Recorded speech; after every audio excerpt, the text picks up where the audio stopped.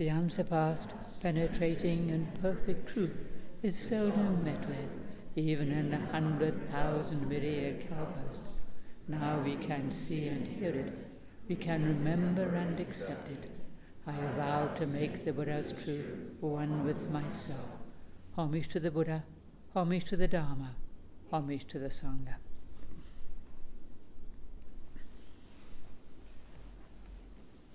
Today I'm going to talk about judgment. Or judgment tends to sound sort of heavy and negative. We're being judged, we're in a court of law and we're being judged, day of judgment and all that stuff. But there's a positive side as well. It can mean wise discernment, wise judgment. And that's essential, because we, in fact, need to make judgments all the time. We look at our food in the fridge. Is it still good to eat, or is it rotting? Should I put it in the compost? It might not be good for me, but it might be good for the mice, But it doesn't mean it's a bad thing. It's just not good to eat. Is this a good time to say something to this person? Maybe I better wait. Or is it, should I do such and such a thing? Maybe yes, maybe not such a good idea. We make judgments all the time, which is also kind of like wise discernment. And part of that is sitting still, just being still with whatever it is we might feel we'd like to do, we need to do, or whatever comes up for us, to some choice to make. What's best to do here? We don't have to have opinions about absolutely everything. It's not quite the same thing. But making an assessment, what's good to do here?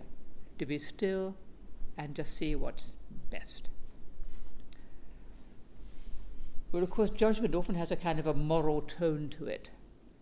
This is good, that's bad. This person is good, that person's bad. And that's when we often get in trouble. We're constantly besieged, especially in this day and age, by other people's judgments. In the media, people are often portrayed in very simplistic terms, especially, famous people. We don't really know what they're like. Photographs might be chosen to show them as chronically upset, angry, stupid, weak, ugly, or to look beautiful, handsome, poised, they got it all together, intelligent. And so much depends on just how somebody is photographed, because you just got them in a split second. News articles are often biased, as we know. We see it all the time. And it's kind of helpful to notice how things are presented. One of our friends said, some years back actually, I watch Fox News, and then I watch NPR, and I look at what my mind does. And I thought that was really good, because it wasn't so much the content, but just seeing how things are presented and seeing how we might get all puffy and cross about one thing, or think, that sounds quite good, when it agreed with his views. But seeing, this is just my mind. I think I was really impressed, actually. Social media, which I don't get into, it seems to create a huge amount of suffering by people making harsh judgments about other people. Some of the people they don't even know, they've never even seen, but saying something really rude or unkind about them, shaming people, posting false information about them, and so on. It must be really hard to navigate that. So how do we navigate all this? How do we know what's true and what isn't true? How do we steer a steady course and not get thrown around by other people's judgments and opinions? Well, we don't always need to know what's true and what isn't true, actually.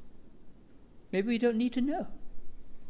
We don't have to make judgments about everything and everybody and know everything that's going on. And often it's usually better if we don't make such judgments. Because when we judge somebody, or even a situation, we're only seeing part of the picture. We're not seeing the whole thing. We can't possibly know what it's like to be another person. Even if we know them well, we don't know what it's like. We don't know what they've come into this life with. We don't know all the reasons behind what they might do, or how they respond to things. We don't really know. There's a difference between judging a person and judging their actions. Someone might do something really harmful, but we don't have to say that is a bad person. We might say that was not a good thing to do, but we don't have to label them as bad. because they do this thing that we don't like. The Theravadins tend to not use terms good and bad, but to say skillful and unskillful, or wholesome and unwholesome, to take the judgment out of it. And I think that's quite skillful. Judging ourselves, we all tend to do this. And many of us tend to judge ourselves rather harshly. I'm not good enough, I'm not as good as that person, I'm not smart enough, I'm not beautiful enough, I'm not strong enough, I'm not as good as I used to be, I wish I was more such and such. It can go on forever, bottomless pit. Or maybe, well, I'm pretty good at things. I'm quite clever, I'm strong, I'm beautiful. Not many of us are like that, but some people might be. Again, it's endless, And the Buddha said, comparing ourselves with others is completely useless.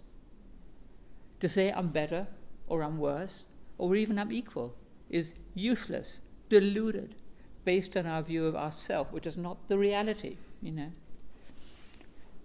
We don't really see ourselves very clearly at all. Well, we could judge our actions rather than judge ourselves. And look at our motivation for doing something. And also the results of what we've done, We can try to do something good, and it can have disastrous results because we didn't do it wisely, so we can learn. It's better to do something disastrous with a good intention to do something disastrous with a bad intention or a harmful intention. But still, we can make a mess of things. And if you can say, I did something dumb, or I did something harmful, rather than, therefore I'm a dumb person, or I'm a beastly person, it takes that judgment out of it. I mean, we don't trap ourselves in some kind of a bind, If you think I'm a bad person, I'm a dumb person, I'm an unkind person, I'm a stupid person, I'm a fearful person, or whatever it is, well, it's harder to learn from our mistakes. If you say, I did something silly, or I did something dumb, I made a mistake, I was unkind, and not add a me onto the thing, it's easier to learn because you're not having that harsh judgment that comes in and says, therefore you're bad, Because when we get stuck in a box of saying I'm bad, or I'm dumb, or I'm incompetent, or I'm unworthy, then we've shut ourselves in this little cage. And it's much better, if we can, to say, I did something dumb, I'm sorry. I was unkind, I'm sorry. You need to apologize, of course, if we can. And at least to see we made a mistake, but it doesn't make us a bad person, or a dumb person, or a whatever it is person. And you can learn, because it's easier to see when we don't have that judgment clouding the issue. Otherwise we start justifying ourselves, well, it wasn't my fault, somebody else did something. Or we shame ourselves, feel bad about ourselves, go into a shame spiral that can go on for days. And it's all about me, actually. Me feeling bad, me feeling ashamed, me feeling awful. But if we can just let that go, and not identify ourselves so much with our actions, it's not so much about me. We don't have to suffer in that way. Because we might say or do something unkind or selfish, and a moment later we might act kindly and wisely. So are we an unkind, selfish person? Or are we a kind and wise person? Well, we're probably both, because we go back and forth from one to the other. One moment we're a fool, next moment we're a Buddha, next moment we're a fool again, And if we get stuck with our unkind act or our judged act, it's harder to let it go and act differently, because we're stuck with that and we carry it around. If we keep thinking, I'm an angry person, rather than I have a problem with anger, or an incompetent person, or a fearful person, then we've made this little cage for ourselves. And it's harder to get out, as I said. Judging other people, we do this too. When we judge somebody, whether favorably or unfavorably, we're dividing things up. The good people and the bad people. The people I like, the people I don't like. The people I'm comfortable with, the people I don't understand and I'm afraid of them, People who are like me, people who are different from me. And most of it's based on fear, we're afraid of people we don't know, afraid of people We don't know where they come from. We don't know what they're like. And fear of what we don't know does not help. It just clouds our vision and not makes us, but encourages us to do unwise things. If we cannot be so afraid, then we can act much more wisely and kindly. Fear of what we don't know. The more we know about a person or about their situation, the less we tend to be afraid of them, and the less we tend to judge them. We know more what they're like. Why? We may say or see, that's why they're like that. I don't have to be afraid of this person. That's why they're like that. I don't have to be afraid of what I don't know or think, what's this person can, It's just to try to practice understanding, let go of fearfulness and that separation.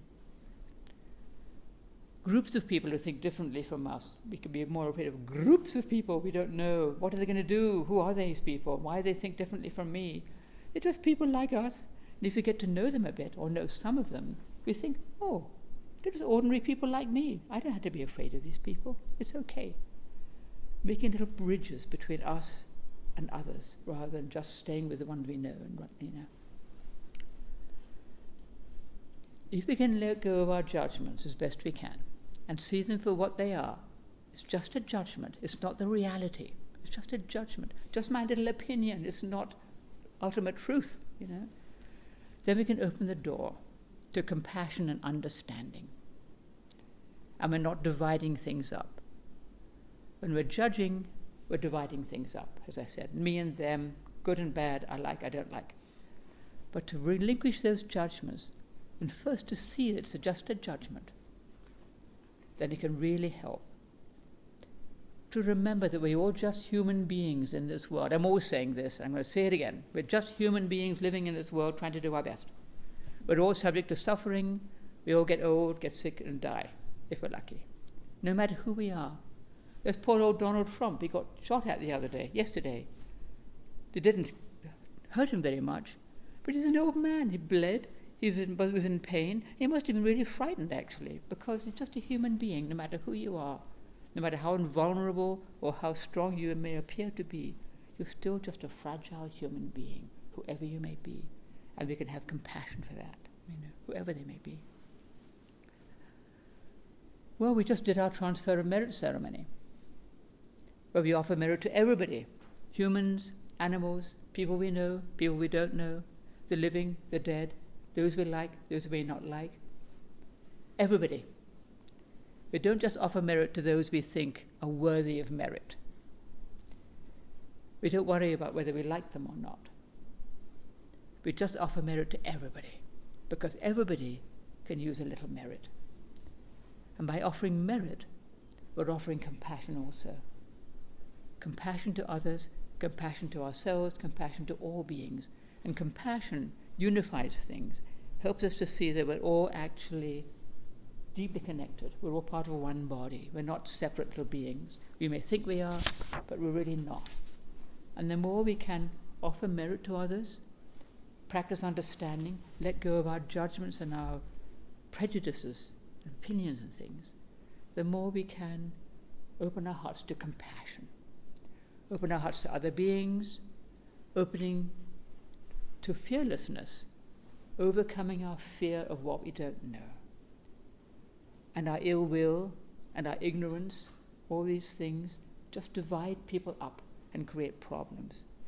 And if we, in our own little way, can work on relinquishing that fear and I don't want to know, that division, and just, even if we don't see these people, we don't never have a contact with them, just to offer merit for beings already helps us to start opening up to other people, other beings, animals, beings we don't see, beings we don't, the living and the dead, as I said. We're all deeply connected with each other. There's nothing we can do about it. And if we try to remember that and treat each other with kindness, treat ourselves with kindness and compassion, well, then we're helping ourselves, we're helping other beings, we're helping our world. And that's our talk for the day.